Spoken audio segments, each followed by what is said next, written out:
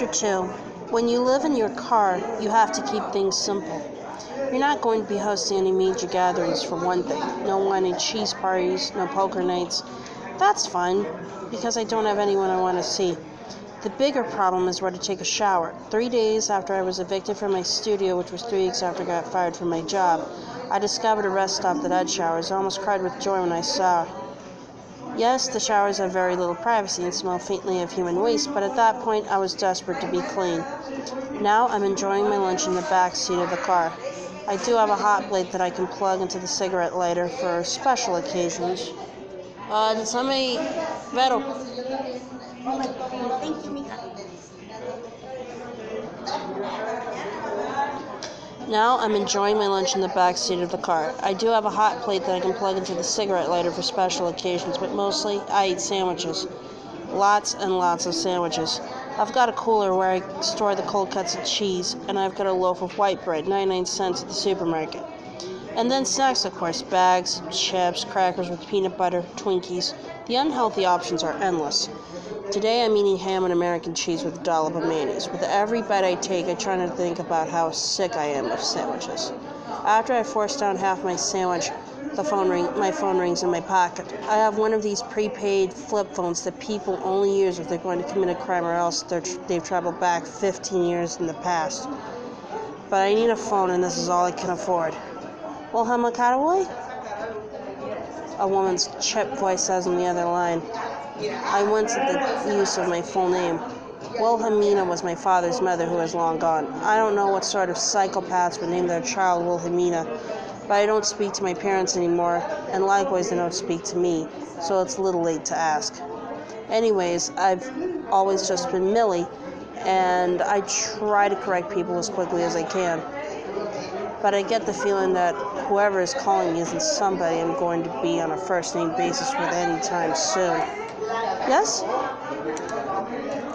Miss Calloway, the woman says, this is Donna Stanton from Munchburgers. All right, Munchburgers, the greasy fast food joint that granted me an interview a few days ago. I would be flipping burgers or else manning the cash register, but if I worked hard, there was some opportunity for advancement, and better yet, an opportunity to have enough money to move out of my car. Of course, the job I really would have loved at the Winchester household. But it's been a whole week since I met with Nina Winchester. It's safe to say I didn't get my dream job.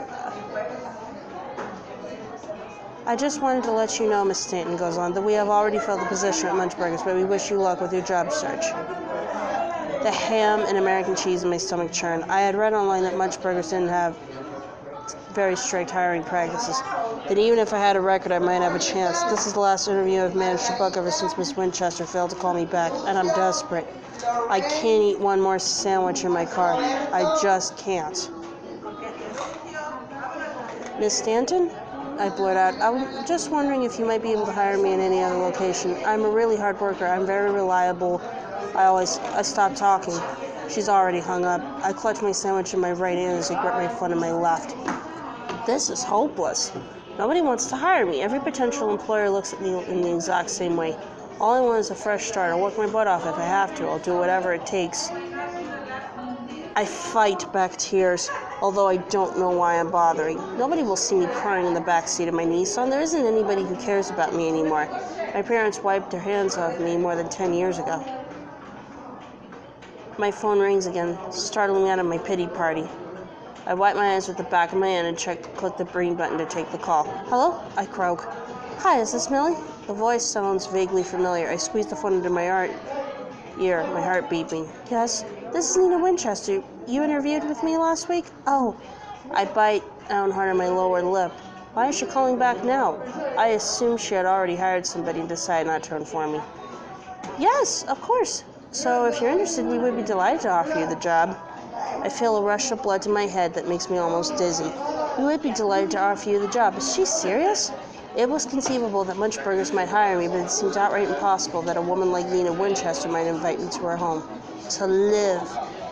Is it possible she didn't check my references? Didn't do a simple background check? Maybe she's just so busy she never got around to it. Maybe she's one of those women who prides herself on gut feelings. Millie, are you there? I realize I've been completely silent on the other line. I'm not stunned. Yes, I'm here. So are you interested in the position? I am. I'm trying not to sound too ridiculously eager. I definitely am. I would love to work for you. Work with me, Ina corrects me. I let out a string of laugh. Right, of course.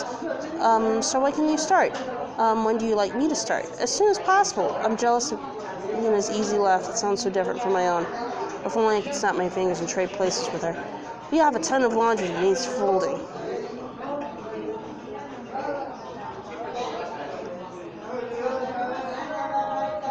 That would be wonderful. I swallow. How about tomorrow? That would be wonderful. But don't you need time to get your stuff packed? I don't want to tell her everything I own is already in the trunk of my car. I'm a fast packer. She laughs again. I love your spirit, Millie. I can't wait for you to come work here. As Nina and I just exchanged details about tomorrow, I wonder if she would feel the same way about me if she knew I spent the last 10 years of my life in prison.